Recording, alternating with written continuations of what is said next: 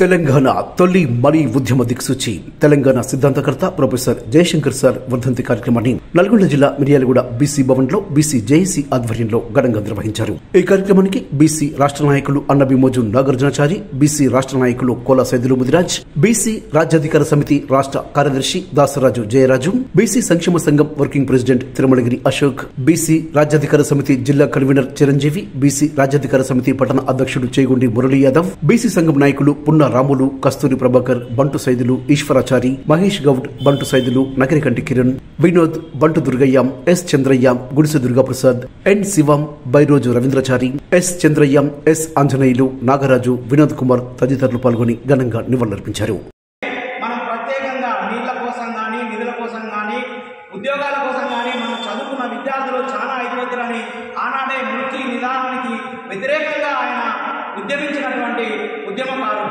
ఆయన ద్వారా ఆనాడు చాలా మంది విశ్వబ్రాహ్మణులు వెనకబడిపోతున్న వాళ్ళని, అక్కడ స్పీకర్ మధుసూదనాచారిని, అక్కడ దాసోశ్రవాన్ని, ఈ మిర్యాలగూడ ప్రాంతంలో అన్నబిమోజు నాగార్జునాచారి గారిని, ఆయన వివిధ రాష్ట్రాల్లో వివిధ జిల్లాల్లో ఉన్నటువంటి ఉద్యమ కెరటాలను ఎంతో మందిని తయారు చేసి వారందరికీ గురువుగా ఉన్నాడు. అతనికి సరైన గౌరవం ఇవ్వాలని చెప్పి ఆయన శిష్యులకు కూడా ప్రతి ఒక్కరికి గౌరవం ఇవ్వాలని చెప్పి ఈ సందర్భంగా వేడుకుంటున్నాను. ప్రొఫెసర్ జయశంకర్ సార్ గారి 14వ వర్ధంతి జరుపుకోవడం మనందరికీ కూడా శుభసూచమని చెప్పేసి చెప్పడం లేదు. ఎందుకంటే ఆయన మన మధ్య లేకపోవడం కూడా చాలా బాధాకరం. ఎందుకంటే తెలంగాణ రాష్ట్రం కోసం నిరంతరం కృషి చేసినటువంటి వ్యక్తి మన ప్రొఫెసర్ జయశంకర్ సార్. తెలంగాణ రాష్ట్రం వస్తే బడుగు బలహీన వర్గాలకు న్యాయం జరుగుతుంది. ప్రత్యేక రాష్ట్రం వస్తేనే బలహీన వర్గాలు కానీ తెలంగాణ రాష్ట్రంలో ప్రతి పేదవాళ్ళకి కానీ న్యాయం జరుగుతుందని చెప్పేసి కూడా నిత్యం పోరాడే వ్యక్తి ప్రొఫెసర్ జయశంకర్ సార్. కాబట్టి అలాంటి వ్యక్తులను కూడా ఈ రాష్ట్ర ప్రభుత్వం కూడా గౌరవించాలి. జై తెలంగాణ అనే వాళ్ళు ఈరోజు ఎంపీ పార్లమెంట్లో ఉన్నారు. తెలంగాణ అంటే తెలుగు వాళ్ళు కూడా ఈరోజు అధికారం పొందిస్తూ ఉన్నారు. తెలంగాణ కోసం నిత్యం పోరాటం చేసేటువంటి వ్యక్తులు ఈరోజు ఇంకా ఈ స్థాయిలోనే నిలబడ్డాయి. కాబట్టి ఇలాంటి వ్యక్తులు మీరందరూ కూడా గుర్తించాలి. తెలంగాణ సిద్ధాంతకర్త, తెలంగాణ రాష్ట్ర పరమావధిగా ఉండి ఆహ్నించడం కృషి చేసి మన జీవితాన్ని కూడా త్యాగం చేసిన వ్యక్తి. అతను వివాహం చేసుకోకుండా అతి వయసులో కూడా వృద్ధాప్య వయసులో కూడా రిటైర్ అయ్యి కూడా తన యొక్క ప్రాణం సైతం కూడా తెలంగాణ ఆహ్నించడంలో పాటుపడిన వ్యక్తి. మరి తెలంగాణ రాష్ట్రాన్ని చూడకుండానే అమరుడైపోయారు. ఎంతోమంది బీసీ బడుగు బలహీన వర్గాల నాయకులు తయారు చేశారు. రిజర్వేషన్ ప్రాతిపదికగా మీరు పోటీ చేస్తేనే గెలుస్తారు. 1952 మలిదశ ఉద్యమం నుంచి తెలంగాణ ఉద్యమంలో క్రియాశీలకంగా పాల్గొంటూ ముల్కీ ఉద్యమంలో కానీ ఇడ్లీ సాంబార్ ఉద్యమంలో కానీ ఆయన పాల్గొంటూ తెలంగాణ రాష్ట్రం కోసం ఆ రోజు నుంచి కూడా కృషి చేసినటువంటి ఒక మహనీయుడు, ఒక గొప్ప వ్యక్తి ఆచార్య కొత్తపల్లి జయశంకర్ సార్. ఆ రోజు నుంచి 2001 ఆ రోజు ఉన్నటువంటి ఉద్యమాన్ని మరుగున పడేసిన తర్వాత 2001లో తెలంగాణ రాష్ట్ర సమితి ఏర్పాటులో క్రియాశీలకంగా పాల్గొని మాజీ ముఖ్యమంత్రి వర్యులు కేసీఆర్ గారికి వెన్నంటి ఉండి వారికి సలహాదారుగా ఉండి తెలంగాణ రాష్ట్రం కోసం క్రియాశీలకంగా పనిచేసినటువంటి వ్యక్తి మన కొత్తపల్లి జయశంకర్ సార్.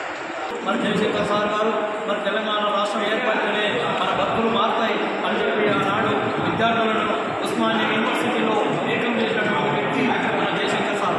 అలాంటి నాయకులు మన మధ్య లేకపోవడం, మరి ఆయన ఆశయ సాధన కోసం ప్రతి ఒక్క యువత ముందుకు పోయి జయశంకర్ సార్ ఆశయాలను కొనసాగించేంత వరకు కూడా మన గంగలభద్రమై అన్ని కుల సంఘాలలో, అన్ని బీసీ సంఘాలలో మమేకమై మన జయశంకర్ సారు పేరు నిలబెట్టామని చెప్పి కూడా ఈ అవకాశం వారు లేని నోడుని ప్రతి ఒక్కరు కూడా మరి పలుపలు వారితో అనుభవాలు ఉన్న వ్యక్తులు మన చారన్న, సైదులు గారు, బీజేపీ సైదులు గారు, గౌరవ సైదులు గారు లాంటి వ్యక్తులు కూడా వారితో వారి అనుభవాలను కూడా చెబుతుంటే అలాంటి యువకులకు కూడా రానున్న రోజుల్లో తెలంగాణ కోసం ఇంకా మేమేం చేయాలి, తెలంగాణ కోసం ఎంత పోరాటం చేయాలి, తెలంగాణ మాత్రం వచ్చిందంటే బంగారు తెలంగాణ ఇంకా కాలేదు.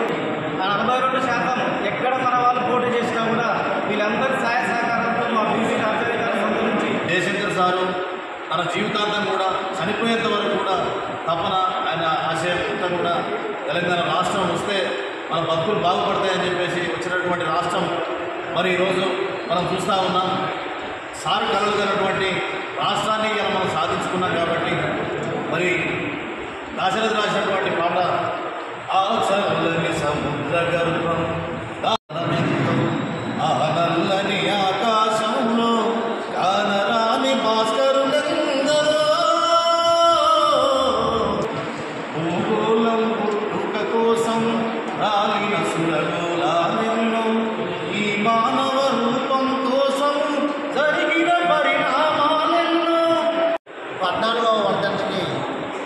నాయకులందరూ ఇప్పటివరకు ఉపన్యసించారు. మామూలుగా లేదు, అందరూ కూడా ఒక్కొక్కరు ఒక్కొక్క ఎమ్మెల్యే స్థాయిలో ఉపన్యాసం ఇచ్చడం కావాల్సింది అది కాదు. ఉపన్యాసం మనమే చేస్తూ ఉన్నాం, మనం వింటా ఉన్నాం, పోతా ఉన్నాం. కానీ ఆ ఓటు శాసించే విధంగా మన బీసీలను పడే విధంగా ప్రయత్నం చేయాలి.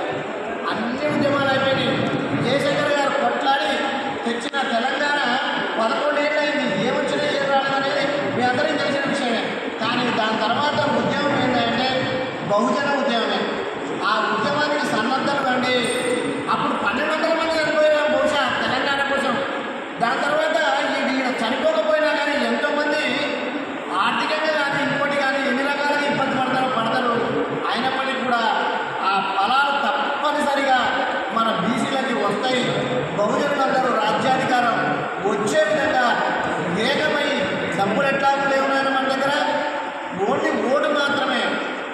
ఏం చేస్తారా వేరే విషయం, ఎలా చేస్తారా వేరే విషయం, ఎవరి దగ్గర తీసుకుంటారా వేరే విషయం, తీసుకోకుంటుంటారా వేరే విషయం. కానీ ఓటు మాత్రం మన బీసీకి పడే విధంగా చేసినప్పుడు మాత్రమే రాజ్యాధికారం వస్తారు తప్ప వేరే టైంలో రాదు అని చెప్పేసి మీరు ఎన్ని చేసినా ఎన్ని చెప్పినా రాదు అని చెప్పేసి చెప్పినట్టుగా ఉంది అందరి ఉపన్యాసం.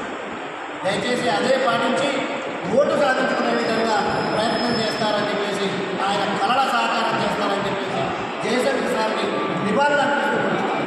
రాబోయే రోజుల్లో ఇదే విధంగా ఐక్యతగా ఉంటూ మన జాతికి నిర్ణయం జరిగినా, మన జాతికి ఏ ఇబ్బంది అయినా, ఎక్కడ ఏ మా జాతి వాళ్ళకి ఎవరికి ఇబ్బంది అయినా కానీ అందరూ కలిసికట్టుగా ఈ బీసీ చేసి వచ్చి ఆ బాధలైనా కలిసి చెప్పుకోవాలని చెప్పేసి కలిసిమెలిసి ఉండాలని చెప్పేసి తెలియజేసుకుంటూ తెలంగాణ రాష్ట్రం ఏర్పాటే లక్ష్యంగా తెలంగాణ జరుగుతున్నటువంటి నష్టాల గురించి ప్రజలకు రాజకీయ నాయకుల గురించి తెలంగాణ ఉద్యమంలో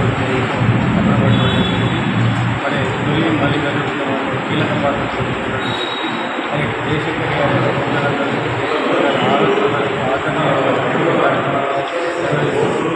తెలంగాణ రాష్ట్రాన్ని సాధించడానికి తెలంగాణ అనని వ్యక్తులను కూడా తెలంగాణ తెలంగాణ అనిపించినటువంటి వ్యక్తుల్ని శక్తుల్ని పార్టీలు అనిపించిన ఘనత జయశంకర్ గారిని. అలాంటి జయశంకర్ తెలంగాణ రాష్ట్ర మన ప్రముఖంగా మరి తెలంగాణ రాష్ట్ర సాధనకి ఎంతో కృషి చేసినటువంటి ఆ రకమైనటువంటి కృషి ఫలితంగానే తెలంగాణ రాష్ట్రాన్ని సాధించుకున్నాం. ఈరోజు తెలంగాణ రాష్ట్ర ప్రజలు తెలంగాణ స్వాతంత్రం సాధించడానికి మరి ఎంతో కృషి చేసినటువంటి జయశంకర్ గారి యొక్క వర్ధంతిని ఈరోజు జరుపుకోవడం ఒక రకంగా బాధాకరమైన విషయం.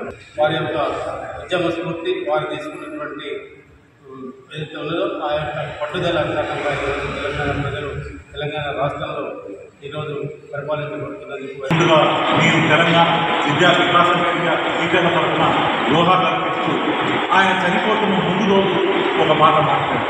తెలంగాణ ఆవిర్భవిస్తున్నది, ఆవిర్భవించవచ్చు. తెలంగాణ ఆవిర్భావం నిజానికి చాలామంది అంటే భౌగోళిక తెలంగాణ 10% విజయమే, అసలు విజయం అంతా 90% మన ఈ చేతుల్లో ఉంది.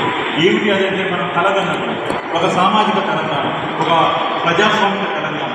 ఎందుకు తెలంగాణ కావాలనుకున్నాం?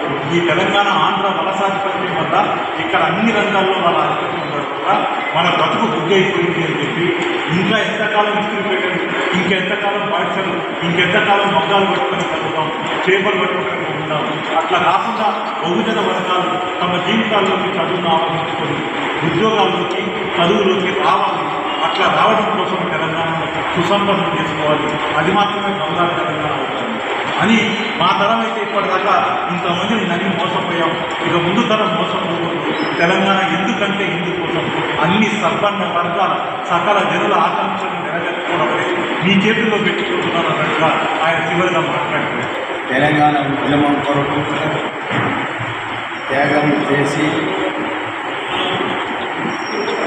అనేక రకాల ఉద్యమాలలో అన్ని నాయకులను తీసుకొచ్చి తెలంగాణ ఉద్యమం ప్రయత్నం చేసిన జయశంకర్ గారికి, వీటికి వచ్చిన బీసీ నాయకత్వం వహిస్తున్న వివిధ పార్టీల నాయకులకు మిత్రులారా, వాస్తవంగా జయశంకర్ సార్ ఏదైతే కలలు కన్నాడో ఆ తెలంగాణ మనకు వచ్చిందా, లేకపోతే గడిల రాజ్యం వేరే వాళ్ళకు వచ్చిందా, ఒక్కసారి మనం అందరం కూడా ఆలోచించాల్సిన అవసరం ఉంది.